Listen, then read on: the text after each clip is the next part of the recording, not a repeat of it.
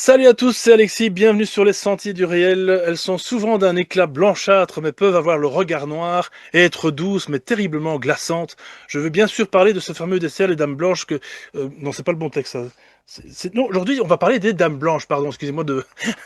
Vous savez, j'ai peut-être pas intérêt à rigoler avec, parce que vous allez voir que aujourd'hui, ça va être une interview super intéressante. Ça fait effectivement longtemps que j'ai envie de traiter ce sujet, mon Dieu. Il me semble que j'ai beaucoup de sujets que j'avais envie de traiter, hein, comme avec notamment Jocelyn Keller récemment, à qui on fait d'ailleurs un coucou, hein, grâce à lui aussi que j'ai Stéphanie Del Regno devant moi, qui est éditrice donc depuis plus de 20 ans. Elle a fondé donc les éditions, j'ai mon petit copion, hein, La Vallée Heureuse en 2012, les éditions Sibylline en 2018, et est à présent responsable éditorial au sein du groupe Pictos. Donc je présente aujourd'hui son livre, le livre des Dames Blanches aux éditions Trajectoire, que tu as donc écrit en 2016, que tu as réédité voilà, quelques fois, et c'est ce que tu disais en off, que tu n'as pas eu besoin de rajouter tel ou tel, disons, témoignage, parce que ce qui t'intéresse, ce sont les témoignages de personnes qui effectivement ont déposé, comme on dit, une main courante éventuellement à la police, ou en tout cas une trace quelque part. Et on va voir que vraiment, vous allez voir chez les auditeurs qu'il y a beaucoup plus de phénomènes de dames blanches que vous ne pouvez l'imaginer. Moi-même, j'étais pas au courant. Je connais les dames blanches, voilà, un petit peu comme tout le monde. Mais vraiment, je suis étonné de ce bouquin qui est ô combien complet. Et surtout, quand même, voilà, vous allez voir, il y a vraiment beaucoup de choses dans ce beau bouquin. Le lien est en description, bien entendu, comme d'habitude. Donc, on va accueillir aujourd'hui ma nouvelle intervenante depuis 10 ans. Non, je rigole. Stéphanie Del Regno, comment vas-tu? Bonsoir Alexis, je vais très bien, merci. Et toi? Eh ben écoute, oui, justement, et je suis très content et vraiment gratitude à toi d'avoir accepté cette interview parce que voilà, c'est vraiment un sujet que je ne pouvais pas passer à côté puisqu'on traite de plein de choses justement avec, comme je le disais avec Jocelyn, avec les récemment la combustion spontanée notamment, et puis plein d'autres sujets hein, sur l'ufologie, tout le paranormal en général. Et on va voir que dans ce livre, dans ce recueil que tu as écrit sur 7 mois, si je ne m'abuse, c'est ça? Hmm. Oui. C'est de la folie. 7 mois, c'est relativement court pour vraiment réunir autant d'informations. Et on va voir qu'il y a deux sortes de dames blanches, je ne le savais pas non plus. Il y a les folkloriques, hein, donc forcément tirées du folklore, plus du Moyen Âge en général. Et puis il y a aussi les paranormales qu'on connaît à peu près tous et toutes. Et donc ça, on va y revenir un peu plus tard, bien entendu. Donc j'apprends quelque chose en fait dans ce livre, c'est que eh bien, les dames blanches sont plutôt des fées apparemment. L'origine se retrouve en fait justement dans les faits et tout départ, enfin tout commence du livre de Mélusine écrit par Jean d'Arras à la fin du XIVe siècle. Il s'intéresse à la famille Lusignan. Donc il écrit ce livre-là et puis Mélusine, c'était la fille du roi d'Écosse notamment et de la fée Persine. Elle a épousé Raymondin, sauf que sa mère lui avait jeté un sort, donc tous les samedis, elle se transformait en serpent du nombril jusqu'aux pieds. Elle, qui était jeune épouse, ne pouvait pas se montrer comme ça à son mari. Donc tous les samedis, elle s'enfermait dans sa tour et lui il se posait des questions quand même. Et un jour, même si elle lui avait demandé de ne jamais venir la visiter le samedi, la curiosité est un vilain défaut, mais des fois un bon défaut, hein, parce que je pense que comme beaucoup d'hommes, il devait se poser les questions, savoir si sa femme n'était pas infidèle. Donc il a jeté un œil à travers la serrure et c'est là qu'il a découvert que sa femme était mi-femme, mi-serpent. Et donc il a été un petit peu choqué, assez surpris.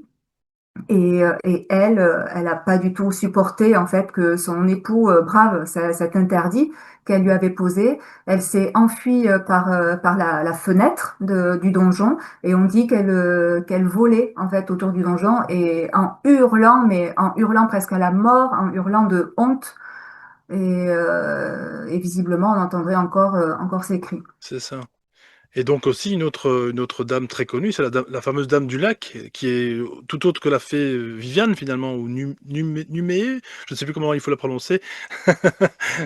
Donc il a effectivement emprisonné Merlin, hein, c'est ça, parce qu'elle a utilisé sa magie. Et donc c'est aussi une fée avérée apparemment. Alors, on a, suite à Jean d'Arras, on a Chrétien de Troyes qui lui a commencé le cycle, l'écriture du cycle arthurien. Donc, c'est lui qui nous parle de Guenièvre et de la fée Viviane. Alors Guenièvre, alors je fais juste un aparté sur Guenièvre parce que Guenièvre en gallois c'est Gwenifar. Et la traduction c'est Blanc fantôme ou Blanche fée. Et Viviane, c'est la gentille. En fait, c'est Morgane, hein, c'est la fée Morgane hein, qui est pas sympa. Et la fée Viviane, donc la fée du lac, c'est elle qui a montré Excalibur à Arthur. Et c'est elle, avec Merlin, qui a initié et Arthur et aussi la vilaine fée Morgane. Et donc, en fait, quelque part, elles ont un peu un point en commun, toutes ces dames blanches. Moi, j'ai envie presque de dire, tiens, mythes et légendes, d'accord, mais pas tant que ça, parce qu'il y a quand même beaucoup de documentation, il y a quand même beaucoup de témoignages, de rumeurs. C'est pas si foufou que ça, en fait, ces histoires-là. Non, ben non, parce que tu sais, après, enfin, comme beaucoup hein, d'autres pays, on est baigné vraiment dans le folklore, dans les légendes, dans la tradition, tradition orale, surtout. Des fois, on a des traces écrites, et tant mieux pour nous, hein, parce que elles nous parviennent aujourd'hui, et ce qui fait que on peut avoir des informations crédibles, solides, tangibles. Donc c'est chouette. Et puis tout est lié. Et puis après, on le sait, quoi, dans la tradition orale, quelqu'un va raconter quelque chose, et puis l'histoire, elle va être super, mais la personne à qui il la raconte, elle va trouver autre chose elle va trouver de quoi l'étoffer encore plus, la rendre encore plus spectaculaire. Donc, je pense qu'il y a aussi des histoires qui se sont transmises, peut-être. Alors après, pour moi, toutes les histoires folkloriques et toutes les légendes partent d'un fait réel, pour moi. Voilà. Et après, c'est enjolivé par la tradition orale du siècle. Je reviens à Mélusine parce que on pense que son château, ce serait celui de Fougères-sur-Bièvre, dans le Loir-et-Cher. Et celui de Fougères-sur-Bièvre, j'y tiens particulièrement parce qu'après, j'en parle plus loin dans les Dames Blanches qui hantent les châteaux. On a Chanane de Chaumont. Et Chana de Chaumont qui a été assassiné par son époux Frangel. Donc voilà, en fait, donc tu vois, on a un lieu qui existe, qui est rattaché à la légende de la fin du XIVe siècle, avec deux personnages différents. Oui, et de toute façon, bah, on le sait très bien, les légendes et les mythes, c'est en général un peu comme tu le dis, alors partant de faits réels, pour moi c'est exactement pareil, hein. C'est simplement que ça a été transformé peut-être pour telle ou telle raison, surtout à l'époque, hein, peut-être aussi c'est une manière finalement de faire passer une rumeur, mais de manière poétique, on va dire comme ça, voilà. Et après, tu vois, quand je me suis plongée dans ce sujet-là, tu me disais qu'en 7 mois, c'était court pour faire un livre. Tu sais, quand tu es happé par un sujet, t'y es jour et nuit dessus, tu vois. Et là, donc ce sont toutes des femmes, hein, évidemment. Et tu vois qu'il y a quand même un message aussi moralisateur quelque part derrière, qui cherche à être passé. D'ailleurs, justement, c'est ce que je trouvais de très, très, très joli. Tu as indiqué que, effectivement, en latin, la racine de fée, Mm. c'est donc fata, et donc ça vient de destinée ou femme inspirée, donc c'est pas Ouais, rien, quoi. ouais. Et on se demande, est-ce que tu as une réponse à ça? Peut-être une question un peu toute bête, mais pourquoi que des femmes dans le fond? Pourquoi est-ce qu'il n'y a pas d'hommes blancs, ou je sais pas comment est-ce qu'on pourrait même les appeler, ou Non, Écoute, je pose la question pour les auditeurs, hein, limite. alors, je te remercie d'avoir posé la question, parce que là, on est dans les dames blanches, c'est un cas typiquement féminin. Mais il y a le pendant masculin. C'est vrai? Ah, moi je Ça savais pas. existe aussi, D'accord. et ce sont les cavaliers sans tête. Oui, je les connais bien. Enfin, je les connais bien, hein. Façon de parler, mais ils ont quand même fait un film avec Johnny Depp il y a Oui, quelques entre années. autres. Ouais, Ouais. d'accord, c'est ça. Donc Ok. ça, c'est le pendant masculin des dames blanches. D'accord, incroyable, ok. Bah, écoute, merci. Effectivement, ça me paraît fort logique. Donc voilà, la question est posée, hein, si les éditeurs se posent la question. Donc ici, par exemple, ben, on a un petit exemple que j'aime beaucoup, qui est malheureusement triste, parce que c'est vrai qu'elles ont tout un point en commun. Alors elles apparaissent effectivement soit dans la forêt, au bord de l'autoroute, ça on y reviendra un peu plus tard, dans les châteaux, et ça effectivement, je crois que ça on n'en parle pas souvent, qu'il y a beaucoup beaucoup de femmes, de dames blanches dans les châteaux, ce qui me paraît logique aussi, mais encore une fois, voilà, dame blanche c'est quand même bien précis, c'est bien spécifique, et J'ai presque envie de dire, elles ont un point en commun, alors si ce n'est qu'elles sont effrayantes pour certains, elles sont souvent, voilà, ce sont des guides aussi. Elles peuvent être aussi, voilà, des éclaireuses aussi, on y reviendra un peu plus tard. Mais, souvent, moi, je trouve que toutes ces histoires, elles ont vraiment un point en commun, c'est un peu toutes des martyrs, elles sont toutes décédées en martyrs quelque part. Elles sont toutes, voilà, c'est toujours une fin tragique, heu, parce que ce sont quand même, mine de rien, des on suppose que ce sont des humaines à la base, des êtres humains à la base, avant d'être fantômes. Ouais, alors, il y a deux choses dans ce que tu dis.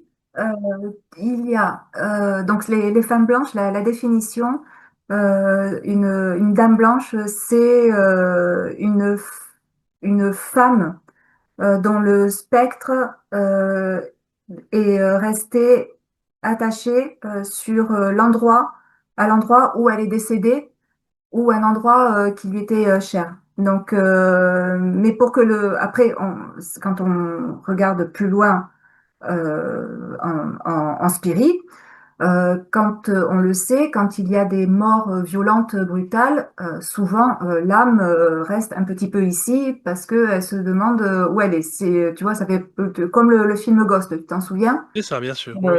Voilà. Où l'âme se pose des questions, elle pense qu'elle est toujours incarnée, mais en fait elle l'est plus. Donc après elle met un temps à se rendre compte qu'elle n'est plus incarnée, mais après il va falloir qu'elle passe.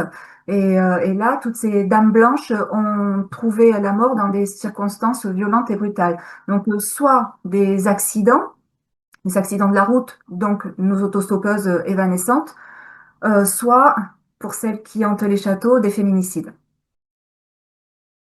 Voilà. Mais dans tous les cas, aucune n'est morte de mort naturelle. Il y a un choc et c'est pour ça, c'est vraiment, comme tu dis, hein, une sorte de purgatoire où elles errent finalement indéfiniment, dans cette boucle et bon, par contre, tiens, on y reviendra peut-être sur un autre truc après, qui n'était pas, je crois, dans le livre.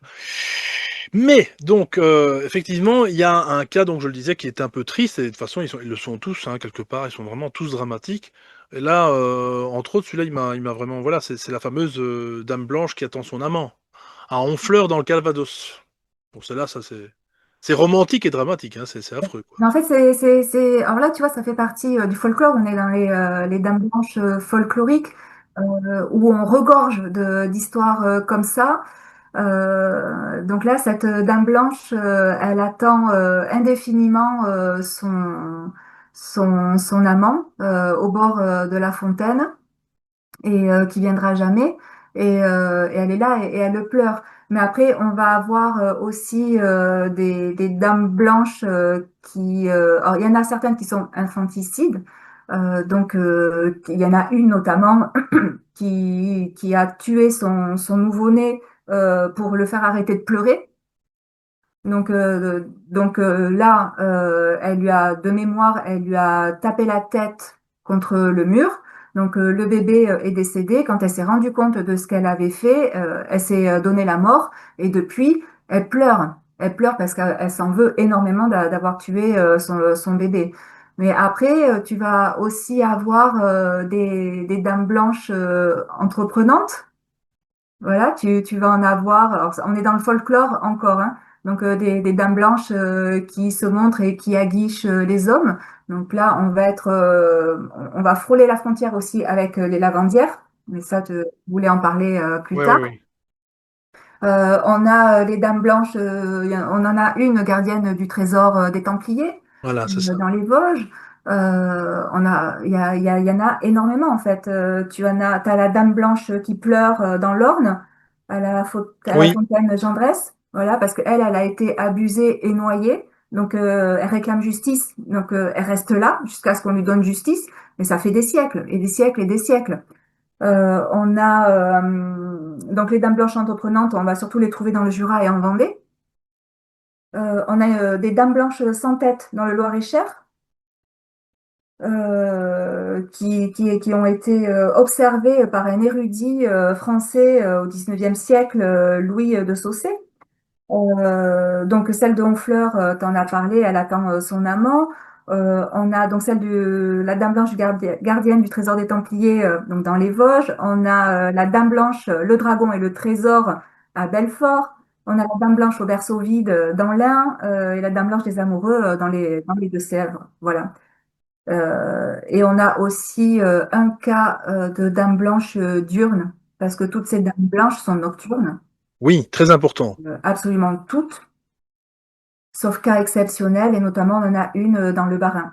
Voilà. L'après-midi, en fait, elle descend de sa colline, elle descend au moulin de Bismuth et pour se laver et elle remonte et on voit plein de petites flammes bleues. C'est ça, c'est très très. J'aime beaucoup. À la fois, c'est à la fois poétique aussi, mais Poétique, oui. ouais, mais.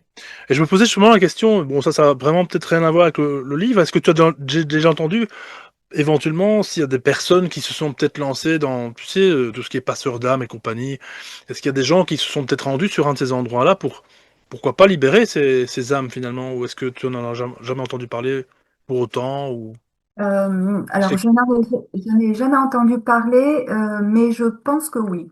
Oui, d'accord, c'est intéressant parce que Je pense que oui, parce que tous ces passeurs d'âmes, il y en a beaucoup quand même qui sont au courant de l'existence de ces dames blanches, que ce soit les autostoppeuses ou celles qui hantent les châteaux.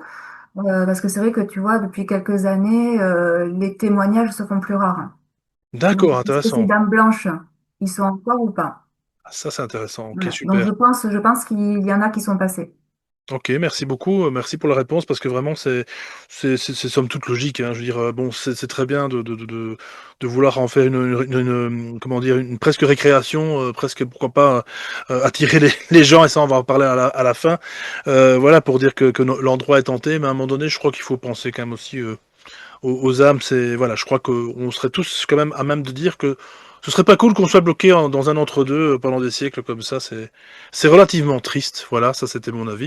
Ben, surtout que ce soit les autostoppeuses naissantes ou les phénomènes de hantise dans les châteaux, ce sont des femmes qui ont eu vraiment une existence incarnée. C'est ça.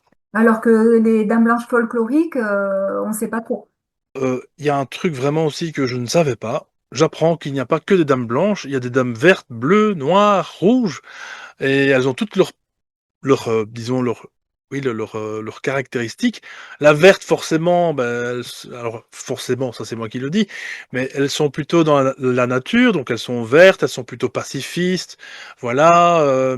Elle porte secours aux besogneux, elle guide les égarés, elle chaperonne les enfants, etc. Enfin bref, ce sont en général voilà elles sont soit pacifistes et joyeuses ou agressives et violentes. Est-ce que toi est-ce que tu peux un peu nous en parler comme ça en quelques lignes? Oui, alors les dames vertes, bleues, rouges et noires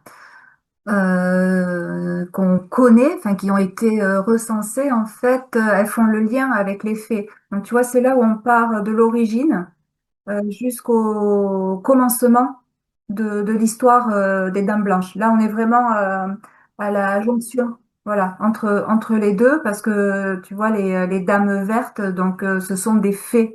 Alors, comme tu dis, hein, elles sont au plus proche de la nature, elles sont pacifistes, mais elles peuvent aussi être agressives et violentes. Donc ça, après, c'est la dualité humaine. Tu vois, donc c'est pour ça qu'on n'est plus trop dans les faits, mais on est dans de l'humain, chez, voilà, chez les femmes et chez les hommes. Il y en a une qui est assez célèbre, c'est Charlotte de Valois, qui est la fille de Charles VII et d'Agnès Sorel, donc au XVe siècle, dans le château de Brissas, dans le Maine-et-Loire. Donc là, tu vois, on est encore dans cette espèce. On est sur le fil, tu vois, encore entre l'origine, le début de l'histoire, mais dans le phénomène de hantise, parce que là, en clair, Charlotte de Valois, évidemment, c'était un être humain. Donc, c'est censé être une dame blanche, sauf qu'elle apparaît verte, tu vois. Mais c'est la seule. La seule, c'est le seul personnage historique qu'on a recensé aujourd'hui, qui se présente sous forme de dame blanche verte. Voilà. Et après, sinon, ben, les dames vertes, tu vas les trouver surtout dans le Doubs et le Jura. Donc là, on revient dans le folklore, dans les légendes, dans les bois, les grottes, les jardins, les lieux d'eau. Et pour revenir à Charlotte de Valois, en fait, elle apparaît les soirs d'orage parce que elle a été tuée par son époux qu'il a soupçonné d'adultère. Cas classique. Après, on a les dames bleues. Donc, c'est les fées des montagnes qui sont, elles, par contre, elles sont bienveillantes. Elles ne basculent pas dans l'agressivité ou la méchanceté. Elles sont vraiment super sympas. Elles chaperonnent les bergers. Elles sont protectrices. Elles plantent des fleurs. Voilà. Elles sont écolos. Donc, elles entretiennent les prairies. Enfin, vraiment, elles sont top. Et donc, on en a une aussi. Donc là, on bascule dans la réalité. On a la Dame Bleue de Lieusaint en Seine-et-Marne, et on dit qu'Henri IV en serait tombé amoureux. D'accord, ok, pourquoi pas. Et on ne sait pas tout, hein, tu le sais. Non, c'est pas tout noir. Voilà. Les dames noires, elles sont hyper, hyper, hyper rares. Alors évidemment, ben, ça va être les méchantes sorcières. Elles sont effrayantes. Elles ont des pouvoirs maléfiques et on va surtout en trouver en Moselle, Meurthe-et-Moselle et Puy-de-Dôme. Voilà. On a notamment la demoiselle noire du hameau de Gruchy qui mange ses amants et on a Margot la noire qui dévore les enfants. Super. Voilà. Mais là, on est dans le folklore. Ah ouais, d'accord. Et après, les dames rouges, en fait, C'est les pires, ça, oui, apparemment. Oui. qui sont un cas particulier, vraiment, parce que là, on rentre dans la thématique de la démonologie. C'est ça. Et Dame Rouge, forcément, tu l'associes à Lilith, donc première épouse de Samaël. Mais avant ça, première Ève. Voilà, donc Oui, aussi. ça va plus loin. Exactement. Oui, oui. Et on en a, donc elles sont des voleuses d'enfants, ce sont des terribles tentatrices, elles volent les maris, tout ça. Donc c'est vraiment, là, cette histoire-là, elle se rattache vraiment à l'histoire de Lilith, parce qu'on en a fait, où dans les familles, on met des amulettes, soit à la porte des chambres, soit dans le berceau des enfants, des amulettes contre Lilith, avec le nom des trois anges. Et ça, tu le retrouves dans les écritures juives. Voilà, mais ça, c'est un autre sujet. Voilà, donc on a une dame rouge, donc la dame rouge de Véro dans l'Aveyron, qui a été tuée par les protestants qui attaquaient le château en 1625. Donc elle a été assassinée au sous-sol du château et elle reste là à hanter les lieux. Voilà, mais ça, c'est vraiment des cas exceptionnels. Et c'est là, tu vois, où on bascule maintenant dans le mythe vraiment de la Dame Blanche, la légende urbaine aussi, et qui n'est pas forcément, qui n'est pas vraiment une légende. Non, voilà, exactement, c'est ça, c'est ce qu'on va voir tout à l'heure, c'est qu'effectivement, ce sont des cas qu'on peut même limite, presque retracer, à leurs origines, quoi, donc, je voulais aussi, bah, notamment, tu l'as cité, les fameuses lavandières qui, elles, ne sont pas cool non plus, hein, on peut le dire, carrément pas. Non. Et non, non, non, parce que les lavandières, alors, autant les dames blanches, on les voit toujours seules. Elles sont solitaires, voilà, parce que c'est un accident, elles sont mortes seules, elles ont été assassinées seules, tout ça. Donc, ce sont à chaque fois des cas uniques. Les lavandières, elles ont la particularité de se regrouper entre femmes. Donc, c'est vraiment comme avant. Au lavoir, avant qu'on ait les machines à laver, on avait les mamans et les jeunes femmes, les jeunes filles, qui se retrouvaient autour du lavoir pour laver le linge, les draps, les textiles, tout ça. Et donc, il y a une déclinaison post-mortem, en fait, de ces femmes vivantes. Donc, ce sont les fameuses lavandières. Elles se retrouvent la nuit, en revanche, alors que les nôtres se retrouvaient la journée. Et elles ont repris, en fait, tous les codes de ce que nous, on connaissait. Donc, nous, nos grands-mères et nos arrière-grand-mères, quand elles se retrouvaient, c'était un moment de partage. Elles discutaient entre elles, elles chantaient, elles riaient, elles échangeaient. Donc là, les lavandières, donc elles sont nocturnes, toutes, et elles font la même chose, sauf que elles chantent tellement bien, elles ont des voix tellement splendides qu'elles attirent les visiteurs. Comme des Donc sirènes, en fait, plutôt. exactement, c'est exactement le chant des sirènes d'Ulysse. Pour peu qu'il y ait un cavalier qui passe ou deux, enfin une calèche, donc, qu'il y ait des hommes en fait dans les parages, hein, parce que à chaque fois en fait elles attirent que les hommes parce que les femmes ne les entendent pas. les femmes vivantes. Donc, ce sont que les hommes. On est vraiment dans le chant des sirènes. On est vraiment là-dedans. Il va y avoir un homme qui va les entendre ou deux. Il va avoir la curiosité d'aller à leur rencontre parce qu'ils vont savoir plus. Mais qui chante aussi bien?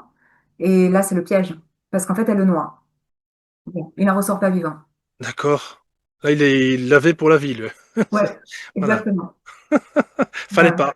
Fallait Non, pas. Vous voyez, il fallait pas être tenté. messieurs, il faut pas jamais se promener la nuit, on sait jamais. Alors, il y a même George Sand a même décrit ces lavandières. Ça, je trouvais ça tout à fait effrayant. C'est même assez violent, mais voilà, c'est la vérité. Donc, elle les décrivait comme étant des âmes de mère infanticides qui battent et tordent quelque chose, quelque objet ressemblant à du linge mouillé, mais qui de près n'est qu'un cadavre d'enfant. C'est affreux, affreux. Donc voilà, il est vraiment pas bon de les croiser. Donc bah, comme quoi, en plus, ça, j'adore ce genre de documents parce que bon, voilà, Georges Sand, ben, on la connaît un peu quand même. Et puis surtout, il y a quand même une trace. Encore une fois, je dis, c'est pas que du folklore. Il y a quand même vraiment là, c'est pas possible qu'il y ait autant de gens qui finalement en aient eu finalement conscience à l'époque, en tout cas même d'avoir entendu telle ou telle histoire se dérouler, quoi. Enfin, c'est fou le nombre. Et encore en plus, voilà, toi tu présentes ceux que toi tu as découvert plutôt en France, en Belgique éventuellement, mais voilà, on ne connaît pas la moitié de ce qui existe dans le monde, hein. Si ça se trouve, des dames blanches, il y en a partout ailleurs. Effectivement, dans d'autres pays. Oui, oui, il y en a partout. Tu vas énormément en avoir dans les pays du Nord. Parce que on va dire que c'est une culture occidentale, euh, mais en même temps, tu vois, la dernière fois, je parlais avec une amie qui vient du Maroc et je lui parlais des Dames Blanches et elle me disait que chez elle aussi. Il y en a aussi. Alors nous, quand on parle des cultures africaines, on va surtout entendre le mot djinn. Tu vois, les djinns là qui sont pas très sympas et tout ça. Et sauf qu'ils ont aussi des dames blanches là-bas, quoi. En fait, il y en a partout. Donc là, c'est vrai que je me suis concentrée juste sur la France parce que c'était déjà, on a de quoi faire. Mais on en a partout, partout, partout. C'est déjà pas mal, effectivement. Il y en a même Ouais. en Belgique, d'ailleurs. Tu en as même relevé en tout cas 3 ou 4 en Belgique. Ben, c'est pour ça, tu vois, que le fait que ce soit un phénomène universel, Oui, malgré les cultures, les langues, les traditions, tout ça, je me dis forcément il y a une part de vérité quelque part. On peut pas, enfin, toutes ces nations ne peuvent pas inventer la même chose. c'est ça, parce que c'est quand même des cultures totalement différentes. Ce sont des personnes qui ne se côtoient pas, mais comme dans tous les phénomènes paranormaux, finalement, Ouais. paranormaux plutôt au pluriel, ovnis et j'en passe, Mm. c'est pas possible qu'il y ait autant Alors peut-être, encore une fois, selon la culture, peut-être perçue différemment, ça c'est possible, mais en tout cas, avec toujours un espèce de modus operandi où elles apparaissent la nuit à certains endroits, à une certaine heure, peut-être, pourquoi pas, ou jour de l'année. Enfin, il y a quand même toujours quelque chose qui se répète. Ouais. Voilà, donc c'est en ça que c'est intéressant, quoi. Vous aimez cette vidéo? Alors n'hésitez pas à liker celle-ci et cliquez sur le bouton Boost et encore une fois en dessous afin de faire remonter sa visibilité. Vous pouvez également soutenir la chaîne des Sentiers du Réel en devenant membre soutien. Merci et bon visionnage. En fait, j'ai envie de te dire que ces dames blanches ce sont une sorte de repère. Oui, Tu vois, quand moi les dames blanches, jusqu'à présent, j'en ai pas vu. non, moi non plus. Ouais, enfin, pourtant, il y a énormément de témoignages, il y en a beaucoup, beaucoup, beaucoup. Mais moi, jusqu'à présent, non.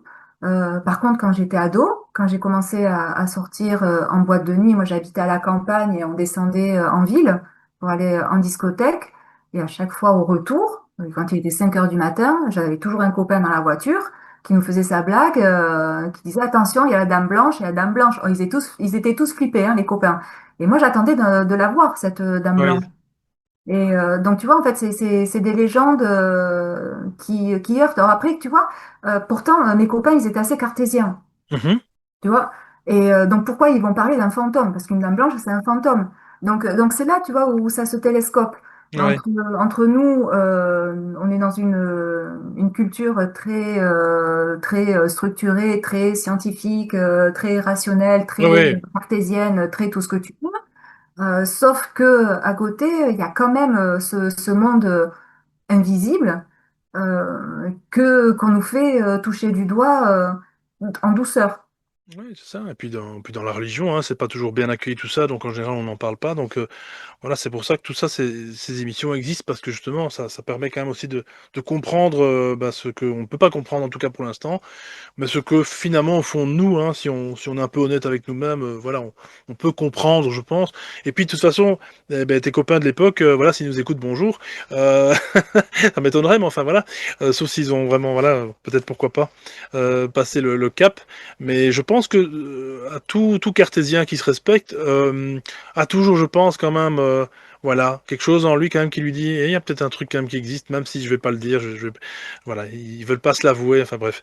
Ça, c'est un autre débat, mais voilà. C'est un autre sujet, ça. Mais c'est intéressant, c'est intéressant. Ouais. Donc effectivement, oui, donc les dames blanches, c'est comme tu dis, voilà, elles sont quand même folkloriques et donc effectivement, bah, depuis le Moyen Âge, comme tu dis, il y a de quoi faire, surtout voilà dans nos contrées. Mais alors, effectivement, je pense que tout le monde qui arrive sur cette vidéo, en tout cas par ce sujet, et bienvenue à vous. En tout cas, on a tous entendu effectivement parler des dames blanches autostoppeuses, évanescentes, hein, on le dit tout de suite parce que effectivement elles disparaissent aussitôt qu'elles sont prises dans le véhicule. Ça, on va y revenir, c'est très très intéressant. Et je pense qu'on en a tous connu, effectivement, enfin tous connu, en tout cas entendu des histoires comme ça à la télé ou peu importe, ou dans des émissions radio, ou dans des livres aussi également. Donc, comment est-ce que je pourrais dire? Donc effectivement, alors oui, il y a un truc quand même que tu as bien fait de dire, et ça je voulais le souligner absolument, et ça c'est vraiment quelque chose qui, pour moi, est important. Les dames blanches, on ne les appelle pas, c'est elles qui viennent à nous. C'est ça, j'ai adoré parce que c'est pas quelque chose qu'on appelle, c'est pas un jeu, voilà, comme justement tes copains faisaient dans la voiture. J'aurais voulu voir leur tête s'ils en avaient croisé une justement à ce moment-là. Moi aussi. Ouais, moi aussi, vraiment. Et mais voilà, je trouve que tout phénomène, disons, dit paranormal, en tout cas, on joue pas avec ça. Je le répéterai jamais assez sur la chaîne. Ça fait longtemps que je le dis pour ceux et celles qui me connaissent depuis les débuts. Je trouve que ce sont il faut respecter. Alors, quelle que soit encore une fois l'origine de ces entités, hein, appelons ça comme ça, que ce soit bienveillant, que ce soit malveillant, faut quand même bien se dire que c'est un monde qui nous est complètement, disons, inconnu ou en tout cas en grande partie. Et je trouve qu'il faut respecter, encore une fois, ces entités, ces âmes, parce que on joue pas avec tout ça. Bref, voilà, donc je trouve que voilà, si vous en rencontrez une, et ça on va y revenir justement, il y a moyen de ne pas paniquer, il y a moyen de ne pas prendre peur, même si je suis pas certain que moi-même, j'ai beau dire comme ça, mais c'est facile, hein, le jour où j'en rencontre une, bon. Et donc effectivement, il y a quand même beaucoup de coins en France. Je me rappelle, voilà, on peut citer l'émission Mystère hein, des années 90 que tout le monde a connu, forcément, quand même une super émission pour, comme je le dis à chaque fois pour la France, c'est vraiment bien vu parce que vous êtes quand même pas gâtés non plus à ce niveau-là. Je le dis à chaque fois. Ah mon Dieu, il y en a plein qui vont me dire, mais tu te répètes Alexis, mais c'est pas grave, ça fait tellement plaisir. En France, c'est vrai que tout ce qui est paranormal, c'est quand même toujours mal vu, un peu la chasse aux Oui. sorcières, il y a Ah, toujours une chape de oui, plomb en France. En oui. Belgique, il y a la même chose, mais c'est plus léger, on est plus, voilà, un peu plus, voilà, un peu plus comme le Nord, voilà. Faut venir dans le Nord, c'est comme ça. Donc ça pour dire que vraiment, une émission mystère, vraiment, c'est un bijou parce que dans les années 90-90, vraiment, c'est une émission, personne ne s'attend à voir des, des sujets pareils à la télévision, quoi. Alors que c'est le plein boom des chansons, enfin bref, des variétés, des émissions, des jeux télé machin. Et là, vraiment, voilà, c'est un sujet enfin qui est mis quand même de manière relativement, voilà, de façon sérieuse, quoi. On y évoque tous les sujets qu'on traite un peu ici. Et les Dames Blanches, effectivement, je me rappelle, ils en ont parlé aussi également à l'époque. Ça m'est toujours resté, quoi. Je me dis, mais c'est un mystère qui ne doit certainement pas en être un. Alors, je dis pas que scientifiquement on peut l'expliquer, parce que à un moment donné, la science c'est bien, mais ça a ses limites aussi. Je trouve que le sujet par lui-même, encore une fois, comme tu l'as traité dans le bouquin, rien que ça, rien que le côté à la fois romantique, dramatique, à la fois Je trouve que c'est un peu aussi, c'est presque aussi un annuaire, un peu une mémoire pour toutes ces entités, pour toutes ces âmes, ces femmes qui sont parties finalement, bah, comme tu l'as dit au début, de manière quand même relativement brève et violente. Et voilà quoi. Donc je trouve que c'est bien joué d'avoir vraiment fait un bouquin là-dessus parce que, encore une fois, est-ce que les Dames Blanches, est-ce que tu penses que ça intéresse beaucoup de gens? Est-ce que tu penses que, ou est-ce que les gens connaissent encore ce phénomène actuellement en 2026? Alors les gens, oui, ah oui, oui, le connaissent. Que ça les intéresse, oui. Ça leur fait peur, oui. Et tu sais, tu parlais donc des phénomènes paranormaux. C'est vrai qu'on avait cette super émission Mystère. Et puis après, c'est vrai qu'on a eu la chance, nous, en France, d'avoir Yves Lignon, Oui, hein, qui, pendant 40 qui ans, a hein, préfacé ton livre d'ailleurs, hein, voilà. voilà, qui est avec nous, je pense, ce soir. Et c'est lui qui d'ailleurs qui m'avait poussé à écrire ce livre-là parce qu'il avait énormément étudié le cas de Palavas-les-Flots. Et grâce à lui, tu vois, il intervenait beaucoup sur Sud Radio. Il a quand même été pas mal médiatisé, tu vois. Et comme lui, c'était un scientifique, alors après, il était un peu retors de temps en temps, hein. C'est vrai qu'il avait son caractère et tout. Mais moi, il m'a toujours dit, tu sais, Stéphanie, 90% des phénomènes sont explicables. Il y a 10%, je sais pas. Voilà. Et moi, c'est ça que j'aimais chez lui. Tu vois, c'est pour ça, après, on s'entendait très bien. C'était vraiment un ami très proche. Et c'est ce que j'aimais chez lui parce que son esprit scientifique ne l'empêchait pas Voilà. De de, rester ouvert, oui, et puis de s'interroger sur ce qu'il pouvait pas maîtriser, ce qu'il ne pouvait pas expliquer, ce qu'il ne pouvait pas comprendre, en C'est fait. ça un scientifique finalement. Moi je trouve que, enfin moi dans ma définition du scientifique, c'est de pouvoir s'interroger et se poser des questions, chercher quoi.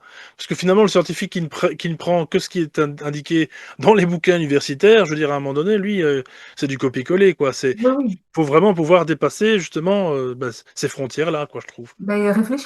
Voilà, Tu tout vois, ça, simplement. se poser des questions et puis remettre en question aussi nos connaissances. Ça, c'est le but de la science. Et après, quand tu n'es pas scientifique et quand tu fais tes expériences, toi, tout seul de ton côté, tu te dis, OK, il y a un truc là que je connais pas. Alors, il y en a qui vont le rejeter, qui vont en avoir peur, hein, parce qu'il y en a des fois qui ont eu des signes, ça les a tellement fait flipper qu'ils se sont dit, non, non, j'ai halluciné, c'est mon imagination. Enfin, bon, voilà, c'est leur protection à eux. Mais après, quand tu as, des personnes un peu plus curieuses qui se disent, OK, ouais, j'ai vu ça, j'ai ressenti ça, il s'est passé ça, parce qu'il y en a plein de phénomènes que tu peux vivre, tu vois, des phénomènes paranormaux. Je parle de paranormaux et surnaturels aussi, tu vois, ça arrive quand même, ça peut arriver régulièrement, de temps en temps, et c'est vrai que c'est assez poignant, tu vois. Enfin, je pense, tu vois, même les abductés, par exemple, c'est fou. Donc les abductés, alors, t'as tout le monde qui, bah, t'as les gens qui vont dire ouais c'est n'importe quoi. Enfin, ouais il est drogué, enfin c'est un truc qui va pas, il faut que tu prennes un médicament. De suite on va juger, tu vois. Mais sauf que la personne elle sait ce qu'elle vit. Donc, je pense que là, il faut avoir un respect, tu vois, pour les expériences de chacun, parce qu'on n'est pas dans la vie de tout le monde, on n'est pas dans la tête de tout le monde, on n'est pas dans le corps de tout le monde. Donc, c'est voilà, quand il y a quelqu'un qui ose se confier sur quelque chose qu'il a vécu et qui est extraordinaire, la première chose à faire, c'est l'écouter et le respecter, quoi. Voilà. Après, tu te fais ton idée, toi, t'en penses ce que tu veux. Mais après, tu vois, c'est souvent, hein, parce que moi, moi, j'ai des trucs paranormaux, des expériences paranormales depuis que je suis enfant. Donc, mais c'est des choses il y a que ma mère qui le sait. Tu Parce n'en que parles pas forcément à tout le monde, voilà. tu peux pas en parler, non, parce que nous, on aime bien mettre les gens dans des cases, tu vois. Donc moi, j'en parle pas. Par contre, les personnes qui viennent se confier à moi, elles me disent, je sais pas pourquoi je t'en parle à toi, j'en ai jamais parlé à personne, sans qu'elles connaissent moi mon parcours, tu vois. Mais c'est vrai qu'il y a des fois, il y a des expériences, elles sont tellement prégnantes que tu te dis, ok, je sais que j'ai pas rêvé. Ben, c'est parce que tu as des sensations et puis c'est pour toi, c'est vraiment une réalité, mais ça va durer quelques minutes, Tu vois? Après, ça t'empêche pas d'aller bosser tous les jours, de payer tes factures, de faire à manger, d'aller chez l'esthéticienne et tout le bazar, quoi, tu vois? Mais je pense que, enfin, j'en suis convaincue de toute manière que la vie incarnée ne s'arrête pas au matériel. C'est certain, oui, oui, c'est Et certain. pour revenir juste à ce que tu disais tout à l'heure, donc si les gens connaissent encore et tout, alors oui, oui, parce que je reçois régulièrement des témoignages et tout ça. Et puis là, tu vois, avec donc là, ce livre est sorti, donc il était chez La Vallée Heureuse, maintenant il est passé chez Trajectoire parce que j'ai fermé La Vallée Heureuse il y a quelques jours. Donc maintenant il est passé chez Trajectoire. Je vois les commentaires des personnes sur les réseaux sociaux. Mais enfin, tout le monde commente, quoi. Enfin, il y a des dizaines de commentaires. Il y en a des dizaines. Donc, et ce sont des, tout le monde connaît. Tout le monde connaît. Alors, après, ceux qui en ont vu, ils vont m'écrire en privé, hein.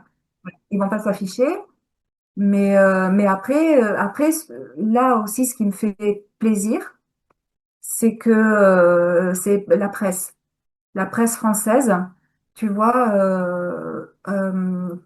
commence à prendre au sérieux, en fait, ces sujets paranormaux, et notamment les Dames Blanches. Tu vois, le dernier cas qu'on a eu, nous, ici, donc ça remonte quand même à 2017. Ça a fait le buzz, c'est parti jusqu'aux États-Unis et tout ça, en fait, hein, le cas de Cadalin, donc pas très loin de Toulouse, ici, dans le Tarn, il y a eu des articles. Moi, j'ai eu un journaliste même au téléphone qui m'a interviewé sur ce cas-là. Mais le gars, il est resté hyper correct, tu vois. À aucun moment, il a tourné ça à la dérision, comme on a eu ça pendant très longtemps en France, quoi. Ce qui n'est pas souvent le cas, effectivement, de beaucoup de journalistes qui veulent toujours prendre voilà, des phénomènes comme ça, ou même des personnes pour s'en moquer, et Voilà. on sait comment ça marche. Est-ce que tu veux nous en parler en quelques phrases, quelques mots, de ce phénomène en Eh ben, 2017, qui n'a que 9 ans, hein, cette année d'ailleurs? ouais, déjà, bah, déjà 9 ans. Ah, déjà, oui, ou que, ça dépend. Ouais. Ouais, c'était donc le cas de Cadalin. Donc, c'est Yves Lignon, un jour, qui reçoit un témoignage d'un témoin.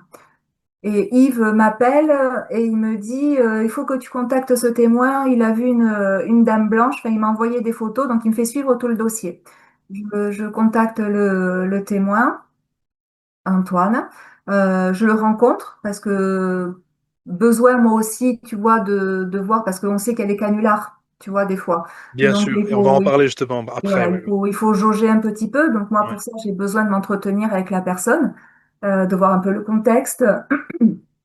Et lui, donc, on se voit, on prend un café. Il me montre les photos et puis il me raconte l'histoire. En fait, c'était un jour, il allait déjeuner chez son frère. Alors lui, en fait, donc nous on a Toulouse et avant il y a Grenade et après il y a donc Cadalin. Et donc il passait par Toulouse. Il allait juste après Cadalin pour déjeuner chez son frère à Gaillac. Et puis au retour, il envoie un message à son frère pour le remercier pour le repas. Et puis, il prend une photo, mais toute bête, de la sortie de l'agglomération, le panneau barré de Cadalin. Et puis, son frère lui répond, il lui dit, est-ce que tu as vu ce que tu as pris ce que tu as pris en photo? Et Antoine, il fait, bah non, je t'ai pris le panneau en photo, quoi. Voilà. Il fait, non, mais regarde ta photo. Donc, il se gare, il regarde sa photo et là, il voit une forme vaporeuse en bordure de route, juste derrière le panneau. Il voit cette forme vaporeuse. Et ce qui l'intrigue, en plus de cette forme, c'est que sur deux arbres à côté, de platanes, il y a des visages dessus. Mais tu sais, ce sont des, comment on dit, les pareidolie, enfin, je sais Pareidolie, oui, c'est pas ça. à dire ce mot, tu vois, des visages complètement torturés, quoi. Et ça lui a, franchement, ça l'a vraiment intrigué, donc c'est pour ça qu'il a envoyé son témoignage avec les photos à Yves, et puis et Yves m'a fait suivre. Alors, on a mené l'enquête, parce que du coup, les journalistes ont été au courant de cette affaire. On a mené l'enquête. Alors, une dame blanche diurne, alors, on sait que c'est possible, sauf que là, c'était vraiment une forme vaporeuse. Sur place, il n'y avait pas de ruisseau, parce que tu es obligé d'aller sur... Il faut que tu y ailles, tu vois, pour enquêter, pour voir si les conditions sont réunies, pour savoir. il n'y a pas de ruisseau, enfin, il n'y avait rien, donc il n'y avait rien qui laissait présager cette forme vaporeuse. Après, sachant que les Dames Blanches, absolument tous les témoignages qu'on a, mais tous, ce sont des femmes, vraiment. Enfin, ce sont vraiment que tu peux palper, quoi, tu vois. C'est pas, elles ont vraiment l'apparence d'une femme vivante. Et là, c'est une forme vaporeuse. Donc Plutôt du coup, fantomatique. Voilà, plutôt fantomatique, quoi. ouais, voilà, voilà. Donc là, on reconnaît pas vraiment la Dame Blanche. Mais il y a un vieux monsieur dans le village qui a parlé d'une apparition mariale. Voilà, au siècle dernier, il y aurait eu une apparition mariale et la Vierge Marie aurait demandé de construire une chapelle, donc pas loin de là où il y a eu l'apparition de la forme vaporeuse. C'est intéressant. Est-ce que la personne qui prenait la photo était au courant de ça ou pas du tout? On l'a su après. Après. On Bon, l'a su en même temps, en fait. On l'a su après parce que c'est même passé sur France 3. Tu vois, enfin, ça a été. Non, non, ça a fait vraiment le buzz, quoi, cette affaire. Voilà. Mais ça a été respecté, tu oui, vois. voilà, ça a été traité de manière, on va dire peut-être neutre, mais sans moquerie Voilà. surtout, Voilà. et en laissant, ben, encore une fois, la part de soit de oui, j'adhère, soit non, voilà, bref, Oui, là pour tout le monde, et du coup, voilà. ça en fait, c'est surtout l'important, c'est d'en parler finalement. C'est pas de juger, de dire non, non, c'est faux ou c'est vrai ou machin. On en parle. Finalement, on en parle Mais, on invite au débat quelque part. Voilà, ce qui mais est. oui, et puis du coup, le fait d'en parler, ça te donne d'autres infos. Parce que tu vois, cette apparition mariale à Canalin, j'étais pas au courant. Donc le monsieur, merci à lui, voilà. Enfin bon, Voilà. c'est oui parce que mais c'est pour ça que je dis dans le livre, c'est ça qui est intéressant, c'est que quand même que de nombreux cas que tu présentes, enfin que tu énumères ici, il y a quand même chaque fois. Enfin, à chaque fois peut-être pas, mais il y a quand même une trace, soit encore une fois de rumeurs à l'époque, des cris historiques aussi surtout. Et c'est ça qui m'a vraiment frappé dans le livre, quoi. C'est énorme le nombre de cas, et encore une fois, que toi tu as pu recenser, hein, parce qu'il y en a certainement beaucoup plus. Donc faut pas demander. Donc surtout maintenant, là on parle de 2017, ben, je suppose que voilà, peut-être dans les commentaires, hein, s'il y a des gens qui ont vu des Dames Blanches, n'hésitez pas, on dira pas votre nom, etc. Il n'y a pas de problème. Vous savez très bien que ça peut rester. Puis vous pouvez pourquoi pas en parler à Stéphanie, hein, bien entendu. Voilà, ce sera peut-être un plaisir de vous écouter, de prendre note si elle a le temps. Mais en tout cas, voilà, c'est vachement intéressant. Et comme tu l'as très très bien dit, sans jugement, écouter un témoin, ça coûte rien finalement, hein. Je veux dire, ça coûte rien. Ça C'est- enrichit. Mais oui, ça ne fait Ça que. enrichit parce qu'il n'y a pas de hasard, tu vois. Et puis quand on va te parler d'un truc comme ça, sur le moment, ça va pas te parler. Ah oui. Mais il se peut que quelques années après, tu vives quelque chose de similaire, tu Ouais. vois. Et que du coup, ton esprit soit un peu prêt à accepter ce qui se passe.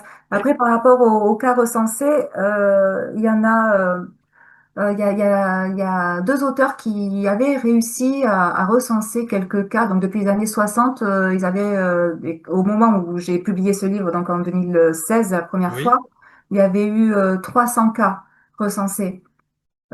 Sachant que beaucoup de personnes ont été témoins d'apparitions de dames blanches, mais n'en ont jamais parlé, Mais non. par peur d'être jugées. Et là, Voilà. effectivement, c'est aux États-Unis, c'est en France, il y en a un peu partout, effectivement, hein, là, dans ces années-là. Et d'ailleurs, c'est ce que je disais, donc, durant l'émission, effectivement, Mystère, je me rappelle d'en avoir vu un. Je crois que d'ailleurs, il me semble, si je ne m'abuse, qu'il y avait des arbres tout le long de la rue, tu sais, tout le long de la route, enfin, des peupliers, tu sais, comme on en met souvent. Et je crois même que, voilà, que cette personne avait rencontré, effectivement, une dame blanche. Il s'était quand même pris l'arbre, je ne sais plus comment ça marche, enfin bref. Il n'avait pas écouté la Dame Blanche, parce que c'est ce que tu dis dans le livre, et c'est ce que la plupart des personnes qui ont entendu parler des Dames Blanches, souvent les autostoppeuses, justement, hein, ça tu en fais justement un gros chapitre là-dessus, et c'est que souvent, ces Dames Blanches sont plus là pour finalement. C'est un panneau de signalisation finalement paranormal, quoi. Ça. Désolé, hein, aux Dames Blanches qui m'écoutent, mais non, mais voilà, c'est. Et là, il y a vraiment un peu de tout. Je me rappelle dans les exemples que tu donnes, c'est effectivement que là, il y en a certaines qui pointent carrément du doigt. Alors là, ça doit être effrayant, le conducteur. Donc là, effectivement, on n'a pas trop envie de s'arrêter. Il y en a qui arrivent dans la voiture, on ne sait trop comment, puis ils repartent tout aussitôt. Et alors souvent, alors là, enfin souvent, pas souvent, mais par contre, là vraiment, le truc qui m'a vraiment... et Jocelyn Keller en avait d'ailleurs parlé dans l'émission qu'on avait faite sur les mystères de la mort au mois d'octobre sur la chaîne. Il avait effectivement parlé d'un exemple que tu as aussi ici dans le livre, eh bien, de cet homme qui rencontre donc une dame blanche et qui en plus lui emprunte son parapluie. Tu veux nous en parler un petit peu de ça? Ah oui, ça c'est un médecin.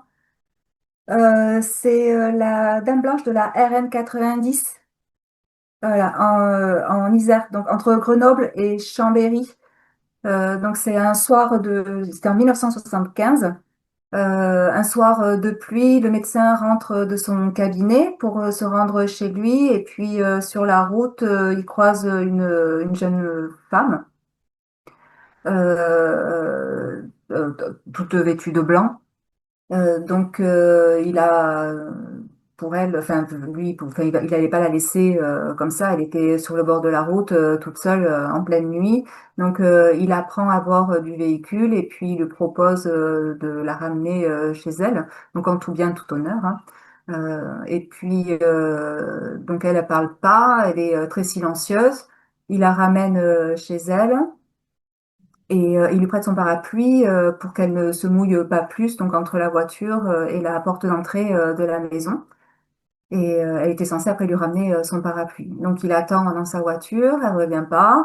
Il attend, et puis au bout d'un moment, il se décide d'aller frapper à la porte de la voiture. Là, c'est une dame qui lui ouvre, une dame âgée. Elle ouvre la porte et elle lui demande ce qu'il veut en fait, parce que elle sait pas, elle attendait pas de visite. Et il lui dit qu'il vient de déposer une jeune femme là et qu'il voudrait récupérer son parapluie, quoi, en fait. La mamie, enfin la dame âgée, là, elle commence un petit peu à se figer. Son visage vraiment change. Le docteur aperçoit derrière elle, sur la commode de l'entrée, une photo de cette jeune femme, justement, qui venait de raccompagner. Il se trouve que c'était la fille de cette dame qui était décédée des années plus tôt dans un accident de moto, là où il avait prise sur la route. J'ai beau l'avoir lu et j'ai encore des frissons. Tu vois, quand tu le racontes, c'est vraiment ça, parce que ça, c'est quelque chose enfin, qui doit marquer ce médecin, hein, qui doit, à mon avis, sa vie a dû changer à ce moment-là, à mon avis. Mais et en plus la maman qui en plus apprend, voilà, c'est non, non, c'est des histoires, c'est des histoires que voilà, c'est ce que tu disais, il est très compliqué de pouvoir raconter ça à tout le monde. Bon, ici, c'est voilà, c'est encore une fois, ça a été, disons, enregistré quelque part. Voilà, on a une trace de ça. Mais voilà, en plus, il y a quand même là, pour le coup, la trace de quelqu'un qui est décédé. Donc cette dame blanche, ben, c'est cette pauvre jeune fille qui malheureusement erre encore et encore. Et je trouve ça, non, non, je trouve ça marquant parce que ça explique encore une fois, bah, c'est une des facettes finalement de l'après-vie, hein. Voilà, c'est quelque chose qui est triste malheureusement. C'est pour ça que je parlais aussi de pouvoir éventuellement prier pour ces personnes parce que avec vos convictions à vous, hein, moi voilà. Mais non, c'est vraiment, j'en ai des frissons. Franchement, c'est chaque fois une histoire qui me, parce que j'imagine, franchement, j'imagine la stupeur de cet homme, quoi. C'est quelque chose qu'on peut pas, on ne fait que le vivre, le raconter, ça n'aura jamais la même intensité Non, que non, ouais, ouais. les gens ne peuvent pas comprendre. Et c'est ça qui est compliqué. Voilà, c'est ça que je veux dire. C'est pour ça que c'est important d'écouter les témoins parce que c'est déjà une souffrance en soi. Et en plus, si tu dis qu'il y a des personnes qui viennent vers toi, qui ne te connaissent pas, je comprends ça en fait, c'est ce côté, voilà, on va être attiré par des gens qu'on connaît pas, mais il y a pas de hasard généralement, voilà. Et donc ces personnes se confient à toi et c'est une énorme confiance en fait. Une énorme confiance que ces gens font quand ils témoignent comme ça. Et c'est ça qu'il faut respecter, quoi, tout simplement. Enfin, voilà. J'en perds les mots. Mais il reste quand même un point d'interrogation. Ah oui, bien Le sûr. parapluie. Oui, parce que oui, c'est ça. Et, Il y avait un truc avec... Oui, il y avait un truc avec le parapluie. et le parapluie. Qu'est-ce Il est qu'il est pas... devenu? Il est chez la dame, non? C'est pas ça? On ne sait pas. Ah, on sait plus. Ah oui, c'est vrai. Oui, oui, oui, oui. Eh, C'est vrai, le parapluie entre matériel a le disparu. visible et l'invisible, où est-ce qu'il est parti ce Ouais, parapluie? non, c'est... Ouais, non, c'est... Ah oui, non, c'est vrai, ça. Juste. Ouais, ben voilà. Ben voilà, donc, tu On vois. aura la réponse quand on sera mort. Ah ben, j'espère quand même pas de devoir de demander un parapluie à un conducteur ou à une conductrice. J'espère quand même que je serai voilà, en train de cueillir des fleurs ailleurs. Mais donc, non, mais voilà, il y a... Enfin, ce livre, il est vraiment exhaustif, hein. Alors, encore une fois, avec ce que tu as pu trouver, parce que voilà, il y a, comme on le sait, sûrement plus, mais il y a déjà pas mal. Et alors, moi, j'ai voulu garder un peu le meilleur pour la fin. Enfin, le meilleur. Le plus croustillant, c'est que voilà, il y a certains cas. Donc, si j'ai bien compris, il y a un jeune homme qui s'est même habillé à un moment donné pour faire peur aux passants. Bon, lui, Mm. il s'est vite fait repérer, visiblement, hein, dans les années 70, 70, hein, je traduis pour, au cas où. Et donc, par contre, il y a même un cirque qui a fait de la pub pour, enfin, Oui, avec une, oui, avec une dame. Alors bon, c'était, apparemment, ça a été quand même pendant, je crois, 2 semaines, si je ne m'abuse. oui, oui. Le canular a quand même duré 2 semaines et, enfin voilà quoi, c'est fantastique. Enfin, fantastique, non, je trouve ça un peu minable, mais enfin bon, faire de la pub pour un cirque en mettant une femme blanche, une dame blanche, et Il y avait la vidéo du Portugal aussi. oui, traite. Alors celle-là, ça, Celle-là, elle était bien faite, hein? là, je conseille les auditeurs si voilà, je mettrai le lien si je la trouve, mais je pense qu'elle est encore là quelque part. Oui, oui, je suis retombée dessus, hein. Ouais, Elle ouais, est incroyablement ouais. faite, bien faite, et c'est surtout, bah, tu veux nous Absolument. en raconter peut-être un petit peu de ce fameux canular. Je mettrai quelques Mais, images qui défilent. oui, en fait, elle illustre complètement le phénomène de l'autostoppeuse évanescente. Donc, ce sont Oui, quatre jeunes en fait, j'ai l'impression ils ont pompé un petit peu le cas de Palavas ouais, en 81. c'est ça. Donc, ce sont quatre jeunes qui rentrent de soirée et puis ils voient une femme tout habillée de blanc sur sur la route en pleine nuit. Ils la prennent à bord du véhicule. Elle s'installe à l'arrière. Donc, à l'arrière, il y a les deux filles. Devant, il y a les deux gars. Elle s'installe à l'arrière entre les deux filles. Euh, donc, elle est palpable, tu vois, parce que derrière, il n'y a pas beaucoup de place, tu vois, quand tu mets trois adultes à l'arrière, forcément, tu te touches. Donc, elle est palpable. Mais ça, on va y revenir tout à l'heure. Et puis, donc, tout se passe bien. Et à un moment donné, elle hurle pour prévenir du danger, parce que ça sert à ça, hein, les autostoppeuses innocentes, elles sont là pour ça, pour prévenir du danger, en fait, sur la route, de là où elles sont mortes. En fait, c'est pour ça qu'elles viennent. Elles sont vraiment des annonciatrices, elles préviennent, en fait. Et elles hurlent, attention au virage, je crois, et elles s'évaporent. Voilà. Et les quatre jeunes gens à l'intérieur de la voiture, ils sont terrifiés, quoi. Ils se demandent où elle est passée. Elle s'évapore. Mais c'est vraiment l'illustration parfaite du phénomène des Voilà. autostoppeuses naissantes. C'est comme ça que ça se passe. Et ça a été d'ailleurs souvent, enfin longtemps pris. Bah, il y a beaucoup de gens qui ont cru à cette vidéo parce que Eh ouais, elle est extrêmement bien faite. Je ouais. crois que si je ne m'abuse, si mes souvenirs sont bons, je pense même que ça a été fait en one shot comme on dit, donc en un plan. Je pense même pas qu'il y a de coupure en fait, parce qu'il y a chaque fois des allées Oui, venues de la caméra vers les garçons, vers les filles derrière, et à un moment donné on la voit plus donc et la voiture roule donc on se demande même comment ils ont fait. Et apparemment effectivement c'était des étudiants en cinéma, je crois qui ont fait ce projet pour oui. leur fin d'année. Bon. Oui, oui, c'était de la pub pour un film. Pour un film. Mais c'est vrai que ça a été, c'était filmé en plan séquence. Oui, plan séquence, c'est ça. Et qui me fait vraiment penser, tu sais, à la manière dont a été filmé le projet Blair Witch. Mais tout à fait, exactement, c'est ça, avec des gros plans, avec la Ouais, caméra qui bouge. ouais, Oui, oui, ouais, c'est tout à bien fait ça. effrayant. Non, non, je conseille vraiment les gens d'aller le voir, même si voilà, on sait que c'est un fake, mais Ouais, c'est vachement bien fait. Comme tu dis, ça ouais, illustre très, très, très, très bien le mm. phénomène. C'est Et complètement ça. exactement. Et alors, il y a aussi, bah, je peux pas passer à côté de. Alors là, pour le coup, pour des documents photos, parce qu'il y a des documents photos justement, hein, il y en a quand même quelques-uns qu'on peut trouver ci et là. Alors malheureusement, on est dans une ère où pour l'instant, l'intelligence artificielle est en train de prendre du dessus, même si maintenant il y a aussi pas mal de gens qui commencent à détecter hein, les fausses photos, mais ça devient un micmac et donc ça c'est un peu voilà, c'est ce que je dis à chaque fois. Prenez chaque document comme en vous questionnant un petit peu et surtout en faisant peut-être pourquoi pas, je ne conseille jamais de le faire, mais enfin, là, je peux le conseiller pour le coup, c'est de prendre vraiment la photo et de faire une recherche avec Google, par exemple, de la photo et voir si ça a été documenté bien avant ou si c'est une photo qui est à popper comme ça sur le net depuis peut-être 24 heures, 48 heures, bon bref. Tout ça pour dire que oui, il y a en matière de photo, il y a une journaliste et ça c'est un petit peu mon coup de cœur parce que je l'ai découvert il y a plus de 20 ans, c'est là dans un documentaire justement qui s'appelle L'enquête de l'au-delà. Je mettrai aussi le lien. Je pense qu'il est sur Dailymotion, je pense. Et c'est la fameuse Dame Blanche, finalement le spectre de Mathilde, hein, de la princesse Mathilde, qui elle a été emmurée dans l'abbaye de Mortemer. Est-ce que tu veux peut-être un peu nous en parler de cette journaliste qui a pris ses photos pendant 5 ans, si je crois? Oui, c'est Muriel Motte, la Oui, journaliste Muriel Motte, qui pendant 5 ans, au mois d'août de mémoire, qui a réussi à prendre en photo la silhouette d'une dame blanche donc dans cette abbaye. On pense que c'est Mathilde. Voilà. Mais après, tu vois, l'abbaye de Mortemer, il n'y a pas que Mathilde parce il y a les prêtres décapités qu'on c'est entend. vrai.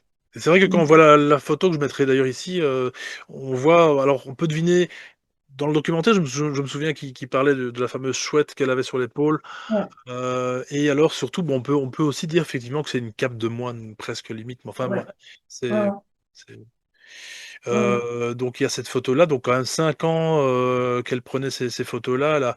Dans le documentaire, on voit toutes ces archives-là et elle a pendant 5 ans pris cette, princesse Mathilde. Donc à heure plus ou moins précise en plus.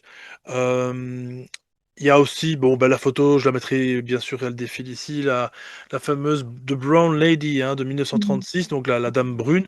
C'est assez Ouais. rigolo d'ailleurs, brune, parce qu'une photo noir et blanc, jusque-là, j'ai pas compris. Mais donc qui est vraiment super connue, hein, donc qui est prise dans un grand manoir finalement. Je crois que c'était Ouais. pour de l'immobilier, hein, je pense que le Ouais, type faisait ouais, des ouais, ouais, c'était, oui, oui, c'était un photographe qui a été dépêché par un magazine d'architecture, voilà. en fait, de design et tout ça, donc en Angleterre. Et donc c'est en 1936, il va dans ce château et puis on lui demande de prendre en photo l'escalier magistral, Oui, qui est vraiment absolument magnifique. oui, Et il était avec son assistant. Donc, il prend des photos de l'endroit pour orner le magazine. c'est ça. Et au moment où il développe les photos, il voit cette silhouette brune dans les escaliers. Et c'était donc la maîtresse des lieux qui est morte de la petite vérole, donc Dorothy Walpole. Mais c'est ça, exactement. Qui voulait peut-être pas qu'on vienne photographier sa maison, je peux comprendre. Alors effectivement, il y a. Alors là, par contre, ça c'est l'avant-dernier de la série. Celui-là, il me plaît bien. Je pense que bon, je crois que toi aussi d'ailleurs. C'est vraiment un cas super rare. Et tu parlais justement de palpation justement dans le court-métrage. Là, effectivement, c'est un cas de contact physique avec une dame blanche, fait par un automobiliste un petit peu Casanova, comme tu l'as dit. J'en rigole parce que franchement, Oui, c'était en 1960, c'est ça, 1960, voilà, à Château-Bernard, dans l'Isère. c'est ça. Alors là, c'est le seul cas que j'ai trouvé de contact physique avec une dame blanche.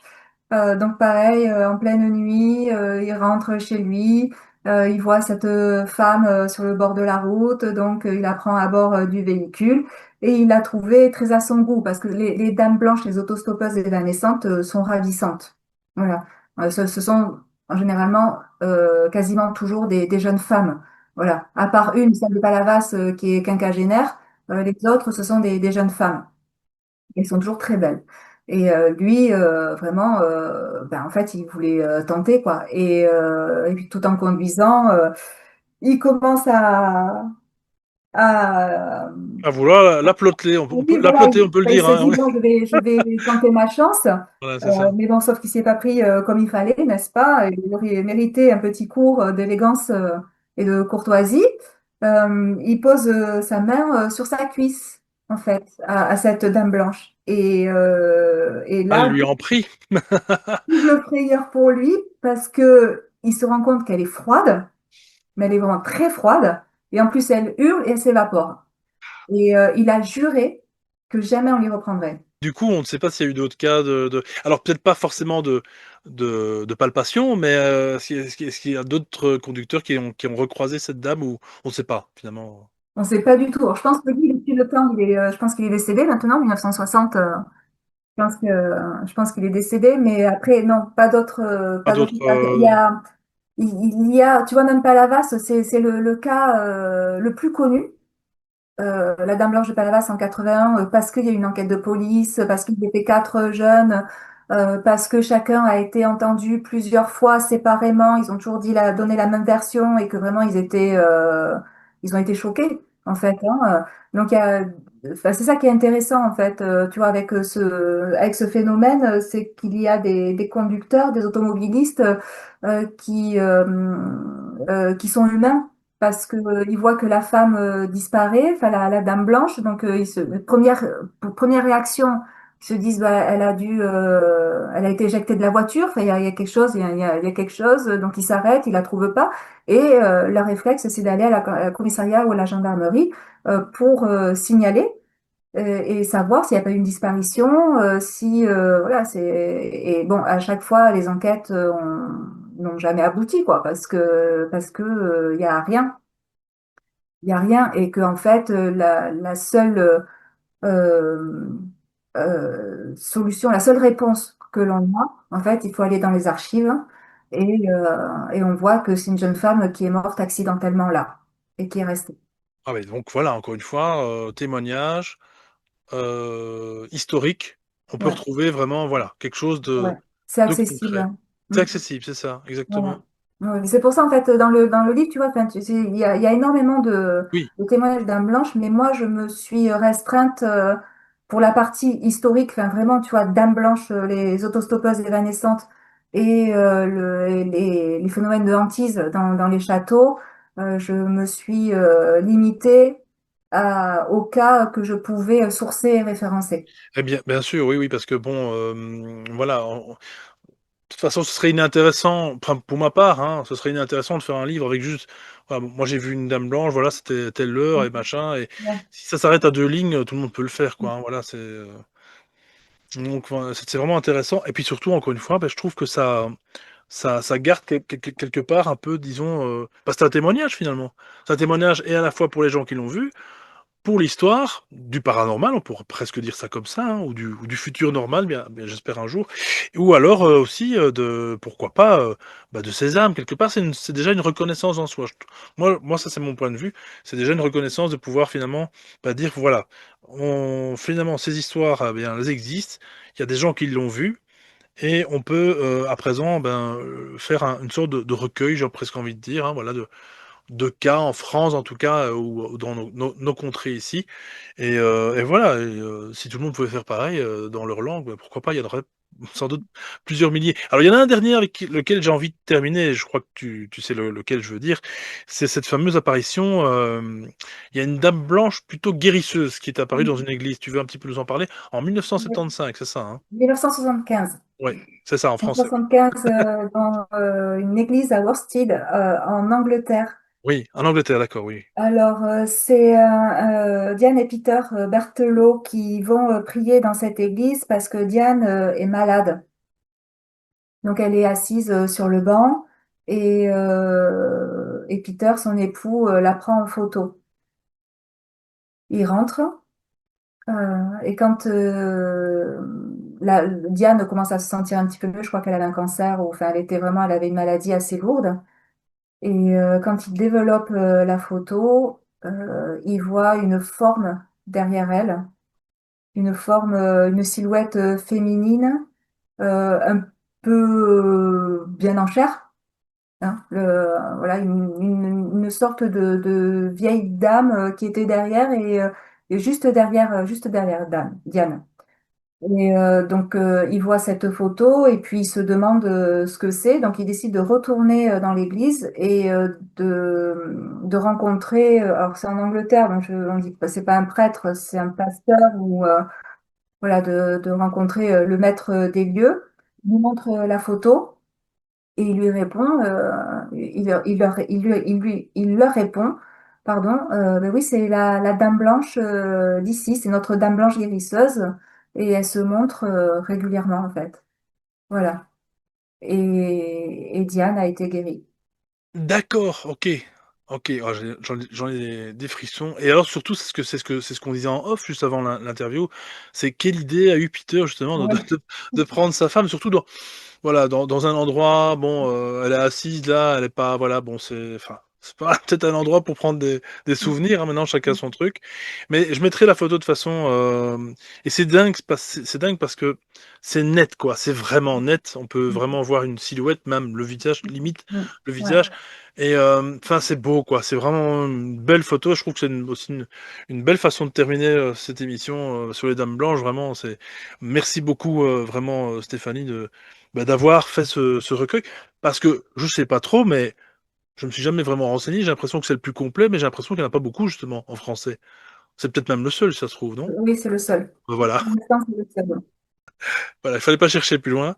Si vous cherchez un bouquin sur les dames blanches, bah, c'est celui-ci. Je mettrai le lien en description, bien sûr, avec Stéphanie Del Rigno. Merci beaucoup d'avoir participé sur les Sentiers du Réel à cette émission, et on remercie encore Jocelyn de m'en avoir fait justement part. Mais vraiment, voilà, merci Stéphanie. Est-ce que Beaucoup de te toi, remercier. oui, D'abord, de rien, de rien, de rien. merci à toi pour l'invitation. Merci à Jocelyn Oui, aussi, qu'on devrait recevoir d'ailleurs bientôt. oui. Et je t'écoute. Est-ce que tu penses, toi, dans ton fort intérieur, là, c'est vraiment un peu plus intime, plus personnel. Est-ce que tu penses que les dames blanches apparaîtraient aux personnes, j'ai pas envie de dire qu'ils le méritent, j'aime pas trop ce terme-là, parce qu'on mérite quoi, en fait? C'est simplement, est-ce qu'il y a peut-être des personnes qui sont peut-être plus, qui seraient finalement plus, amenées à rencontrer ce genre de phénomène que d'autres? Est-ce que tu penses que vraiment ça peut s'adresser vraiment à n'importe qui? On l'a vu, hein, pourtant dans les exemples, il y a un médecin, il y a il y a des personnes sûrement cartésiennes qui ne s'y attendaient pas, mais on dirait quand même que c'est pas un hasard. Moi je n'aime pas le mot hasard, en fait, voilà, tout simplement, et je pense vraiment que ça arrive vraiment peut-être à un moment clé, pour ces personnes. Alors c'est une étude sans doute qu'il faudrait faire plus longuement et cetera. Mais toi, qu'est-ce que tu penses? Toi qui as justement vécu des phénomènes paranormaux, je veux dire, c'est pas donné à tout le monde, hein, et encore une fois, c'est pas pour faire non plus, comment, un classement, toi tu le mérites, non, non, surtout pas, ça je déteste. C'est simplement de se dire qu'il y a peut-être bien un moment donné où ces personnes devaient voir, ce genre de phénomène. Enfin, je sais pas, les réveiller, quoi. Alors, moi, je te rejoins. Pour moi, le hasard n'existe pas non Ouais, plus. Et si ces dames blanches apparaissent à des personnes sélectionnées, oui, vraiment, hein, parce que oui, c'est pas à tout le monde, c'est que pour moi, il doit y avoir une interaction qui doit se faire oui, entre le processus, oui, oui, un réveil ou les mettre dans un sentiment de sécurité aussi. oui, En fait, pour moi, il y a soit ça va être quelqu'un qui ne s'est jamais posé la question de s'il y avait autre chose que l'argent, la bouffe, le boulot, la voiture, tu vois. Donc ça va lui mettre la puce à l'oreille. Tiens, il y a quelque chose d'autre qui existe. Et cette personne-là, c'était prévu, à mon avis, sur son chemin d'évolution, justement pour creuser dans ce sens-là. Après, je pense que ça peut aussi, elles peuvent aussi apparaître. Alors ça, je vais surtout penser au phénomène de hantise. oui, Phénomène de hantise, euh, je pense qu'elles vont se manifester là dans les châteaux. Elles vont se manifester aussi aux personnes qui sont réceptives, qui ont une sensibilité plus fine, parce que dans les châteaux, en plus, tu as la mémoire des murs. oh Il y a oui, toute l'histoire dans les pierres et dans le sol aussi, tu vois. Donc là, enfin, tu ressens pas mal de sensations. Mais je pense qu'elles choisissent quand même toutes ces oui, dames blanches d'apparaître ouais. aux personnes qui se sont pas trop encore posé la question, Oui, justement pour les emmener sur cette voie-là, oui, qu'il y a autre chose oui. au-delà du voile. Oui, et c'est très, très bien dit parce que je pense que au delà du fait qu'elles sont souvent des guides effectivement, voilà, enfin souvent, en tout cas je l'espère, qu'elles sont souvent des guides pour, pour le passant finalement, c'est de les guider vers, aussi autre chose, plus philosophique justement, voilà, de non, c'est très intéressant, c'est vraiment Et puis intéressant. Et puis de les rassurer exactement, les voilà. rassurer parce que c'est vrai Voilà. que quand on est cantonné juste à ce monde matériel, Ah oui, non. t'es pas serein. Oh Et, non, ouais, non, déjà tous les jours, tu faut vois, déjà survivre. et le fait d'avoir un signe, d'avoir quelque chose d'irrationnel, Ouais. complètement irrationnel, ben ça te fait un petit peu lâcher prise et ça te fait dédramatiser aussi, je trouve, le quotidien qu'on vit. Exactement et je dirais même que c'est même presque limite alchimique. Il y a vraiment quelque chose qui Ouais. se passe, il y a un avant et un après en tout cas, clairement et c'est pour ça que c'est formidable. C'est pour ça que c'est formidable d'en parler, chaque semaine depuis 10 ans. Voilà, c'est la petite autopub que je me fais. Mais en même temps, non, non, c'est sérieux, moi ça fait voilà, plus de 20 ans, hein, que je suis un peu là-dedans donc voilà. C'est vraiment passionnant et grand merci vraiment Stéphanie pour ce recueil. Lien en description, bien sûr, chers auditeurs, bien entendu. Vous irez voir aux éditions Trajectoire, je précise, puisque peut-être qu'on peut encore trouver chez les anciennes éditions, je ne sais pas. Mais en tout cas, focalisez-vous sur Trajectoire, hein, parce que sinon, sans ça, Stéphanie ne perçoit rien du tout. Voilà, clairement. Donc, merci en tout cas, Stéphanie, pour, encore une fois, pour d'être venue sur la chaîne, nous parler de ce sujet qui est, ma foi, à la fois, ouais, c'est à la fois complexe, parce qu'il y a beaucoup, beaucoup de cas. C'est pour ça que j'invite vraiment les personnes à découvrir le livre, si ça vous intéresse, bien entendu, parce qu'il y a vraiment beaucoup de choses. On s'ennuie pas, clairement, hein, de A à Z, on ne s'ennuie pas. Et voilà, il y a vraiment beaucoup de choses à dire, et ça fait même, pourquoi pas parler, délier les langues, et pourquoi pas rencontrer des gens qu'on ne connaissait pas avant, puisqu'on est sur un sujet ma foi, peut-être que vous avez découvert dans les commentaires. N'hésitez pas à dire si vous avez rencontré une dame blanche. Voilà, j'espère pas la noire ni la rouge, hein, d'ailleurs, voilà. Mais vraiment, voilà, on vous souhaite en tout cas de passer une bonne semaine. Merci encore à toi, Stéphanie, vraiment. Merci, merci Alexis. Merci à toi Et pour l'invitation. eh bien, écoute, c'est moi qui te remercie vraiment. On va peut-être arrêter de se remercier, ça va durer 1 heure, mais sinon vraiment, voilà. En tout cas, on dit, en tout cas, la semaine prochaine aux auditeurs. Je ne sais pas s'il y aura une émission la semaine prochaine. C'est un peu au jour le jour pour l'instant. Voilà, je vais peut-être demander à Stéphanie, d'ailleurs, si elle connaît quelques intervenants, pourquoi pas. Donc, je vous fais des Oui, gros bisous. je le dirai en off. Ah bah super, magnifique. On vous fait des gros, gros, gros bisous. Et à la semaine prochaine. Abonnez-vous, parlez des sentiers du rail autour de vous. Un petit don sur PayPal éventuellement, voilà. Et passez une bonne semaine tout simplement. Ciao, ciao. Salut.